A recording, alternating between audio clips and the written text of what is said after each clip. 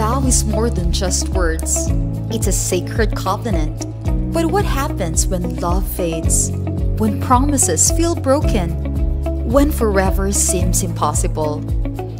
God designed marriage as a reflection of His love, one that endures, forgives, and heals. But He also knows our struggles. Even in the darkest moments, He calls us to seek Him. When things get tough, do we fight for love or give up? How do we surrender our brokenness to the one who restores? Marriage isn't about perfection. It's about grace. It's choosing love, choosing faith, choosing God every single day. Can a broken vow still be healed? Let's find the answer in The Broken Vow today on Good Morning Pastor. Yes, mga kapaglaom, atong isgutan ini karong matawag kabuntagon kung saan nato pagpaligo ng kaminyon and makauban nato ugma pohon sa Sunday pagsugod ang iyang series isa ka semana ni walay-lain ng atong bisita ning kabuntagon ng atong evangelist Sir J. Salcedo. Good morning, Sir J. Good morning. Good morning, Wing. Good morning, Dia Charm. Yes. Good morning po dito sa atong kauban sa Laverne International SDA Church. Mga kapaglaom, Elder J. Salcedo is recognized as evangelist, no? Especially sa Southern Asia Pacific Division. Yes. You've been with Pastor Kaderma in a lot of countries diri sa Asia, Southeast Asia. And we thank you, Sir J, for giving us your time this morning. Yes. Welcome. Thank you. And it's a privilege to be in the service of the Lord. Amen for that. And sa Cebu, makauban nato siya dito Cebu sa March. It will be his culmination week ng March 22, mga kapaglaom. Yes. So join us. And actually, he's also been with working with different unions in the Philippines. Thank you, kayo, Sir J. Welcome, welcome. All right. Sir J, we've been talking about handling breakups, and now it's a broken vow. Unsay ginaingon sa Bible, Sir J, or sa Ginoo when it comes to kung naa ka sa unhappy nga kaminyoon? Dako kay ni siyang challenge nga topic nga atong paghisgutan karon. Kung naa kita diya sa unhappy marriage, unya nagunahuna kag mobiya, murag dili na mao ang kabubuton. Ang design. Kabubuton sa Ginoo. You will really commit adultery. So kumbaga when it comes to marriage, bisan og dili ka happy, going out is not an option, or exiting to the covenant is not an option. Yes, dili gina siya.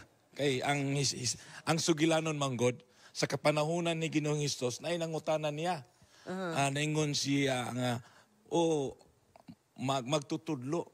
Pwede ba nga magbulag ko sa akong asawa? Nag-ingon ng Ginoo sa iya. Unsa may giingon ni Moses? Nag-ingon dayon ang tao nga nagsulat man siya nga pwede na utugutan ang mubulag sa iyang asawa o bana. Nag-ingon dayon si Ginoong Hesus sa Marcos 10 kapitulo 5 paingon sa 11 nga tungod sa kagahi sa ulo sa tao sa iyang kasing-kasing gitugutan sa Ginoo. Nga pero, magbulag. Nga mobiya siya. Only kung ang hinundan nakighilawas ang isa. Infidelity. Infidelity, sexual infidelity.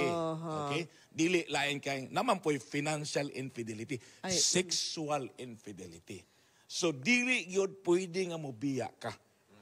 Otherwise, makasala ka adultery. Alright. Big mga major issues ka atong gisgutan, no? Yes, Wing. Elder J, unsaon nato sa usa ka Kristohanon pag-atubang sa lisod nga kaminyoon? Kana mong good perspective, ang gusto mong good sa Ginoo, ang imong gugma sa imong asawa, susama sa iya, unconditional. Kanang linya bitaw nga, diretso sa iya, dili balik. Kaya kung maghunahuna mo kasi imong kaugalingon, kanang in return mo, naagi na siya'y problema o sahay. Kaya ang gusto gid sa Ginoo nga kung ikaw may gugma sa imong asawa, unconditional kay imo man siya gidawat, nakigsaad ka sa atubangan sa Ginoo nga imo siyang higugmaon sa tanang panahon. Kalisod, kalipay, sa kasakit, ug sa kaayo sa imong panlawas. So imo gi siyang higugmaon. There is no way nga pwede nimo siyang ang kaminyon biya, no return, no exchange. So kumbaga, Sir Jay, when we handle problems in our marriage, like for example, ako and Andrew, ikaw yung si Gracie, if na ay mga problems nga mag-arise, ang una gyud nimo ibutang sa imong mind is love nako ni siya. Correct. So dili nako ni siya Elisa? hatagan Elisa. dili hatagan hatagan kanang og rason nga mahimong ang magbulag. inyong paghandle sa inyong difficulty sa inyong marriage maka-lead into separation. Correct. Tinod na ay mga steps nga atong himuon isip nga Kristiyanos aron mapalig-on nato kung naa man gani mo hitabo nga panagbingkil. What for you are these steps, Sir This Jay? step is one, you have to pray. Before mag-away, mag-pray sa Di ka mag-away, mahitabo mo na, unexpected man na. Pero ang imo gihunaw-naon, ampo sa ta. Okay. Wala pa na namo nabuhat.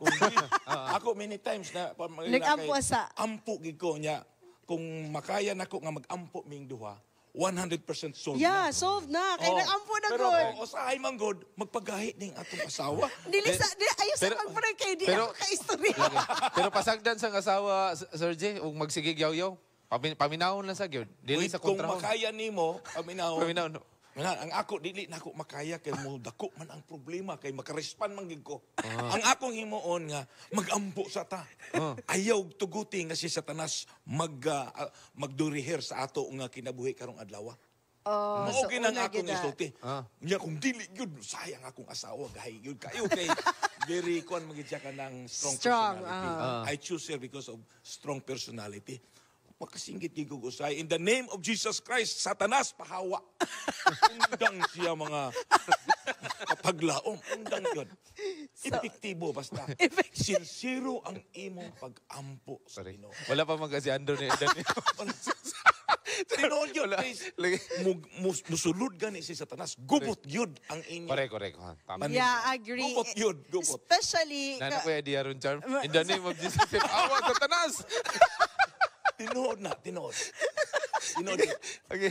so kung ang asawa medyo pasok sa kayo. Praktisan ako si Andrew niya. So kumbaga, Sir Jay, is this how, or is this also a way of letting God fix the marriage? Exactly. You go to Him first. Then second, do not retaliate. Kung sa'y babae, magpakababae yun. Magsigig yaw-yaw. Yaw-yaw mo good. Pasagdi. Pero unique man good ang babae. Good. Usahay, physical sila. Pila raw ng kusog sa babae. Pasagdi. Sagdan Pero lagi. dili naman food ang anuhon. Pero kakso ni mo niya, halukan babae mo. Aka na, mas mayo na. Di man mo. Pero usahay, makaruwasan ka kung mahalo ka. Palayo lang. Palayo lang, ayaw yung pag-retaliate. Kaya pila naman ang babae taon. Kaluoy. Ang ilang kusog, wala ginakumparar sa ato. Yes. So, do not use your physical strength against your wife. Dili teknik ang mga laki man ni Sir J o Charm. Pag masuko ko ng babae, manglaban na lang ko. Maulian daw na. Make an effort. Make an effort. Lagi kay malukmay naman good ayon. Lukmay. Ang kasuko kung naanay buhaton. Tinood. Kay Make kung an effort. muna akong problema, usay ka nang wala lang ba? Si Andrew. Masuko na kay ko si Andrew. Sir J, unsaon na to, balik ta. Unsaon na to nga ang pagsalig sa Ginoo sa to sa atong kaminyon mahimo kining magmalingon. Every day, morning and evening, bring your spouse to worship. Amen. Uban ang imong mga anak. Ampo, isulti ninyo unsay mga challenges sa inyong kinabuhi.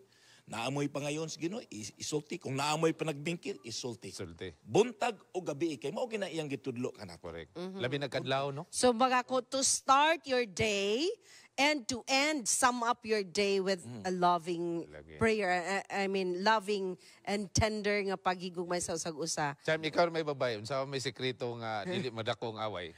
Gaksa lagi. Mao lagi. Yeah, sige.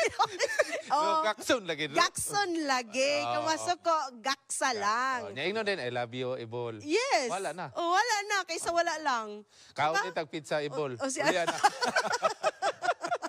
Alright, so, Sir Thank you, J, it's now your time to give maybe advice or something you want to say to our viewers, especially sa mga napagdaanan karon sa mga magtiayon. Mga kaigsuonan, dili gyud malikayan sa kaminyoon nga naay panagbingkil, naay panaglalis, pero kana sila mga challenges sa marriage life. So ang atong himuon, moduol gyud kita kang Kristo. Duol gyud kang Kristo. Nya kitang mga bana, labi na kung strong gyud kaayo personality sa tong asawa, dili gyud, it's not a loss to us kung maingon tag sorry bisag gani sala nila. Dili gyud na siya daotan nga mo sorry ta bisag sala sa atong asawa, because you are just doing what is required para mamaayo ang ato nga panimalay. Thank you so much, Sir Okay. Jay. Thank you so much, mga kapaglam.